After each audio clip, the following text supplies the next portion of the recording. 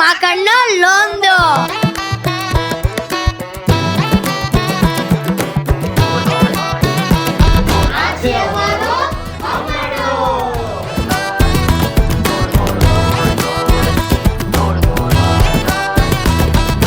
પહેલા ક્વેશ્ચન તો મારે એ છે કે ભમરડો નામ જ એવું યુનિક છે કે મૂવીનું શૂટ કરતા ટાઈમે તમને કેટલું આમ એન્ટરટેનમેન્ટ થતું હતું? પહેલા તો thank you so much ma'am yes.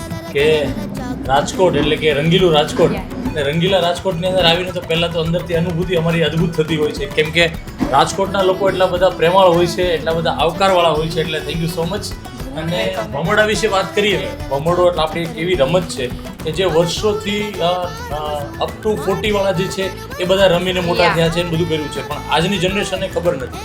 અને અમે આ ફિલ્મની અંદર આ ભમરડોને એક અલગ લેવલ સુધી પહોંચાડી છે. હવે જે આવે છે આપણું ચાઇલ્ડ કેરેક્ટર કે જે રામ અને શ્યામ, આ મૂવીનું આમ શૂટ કરતા ટાઈમે તમને કેવી મજા આવી?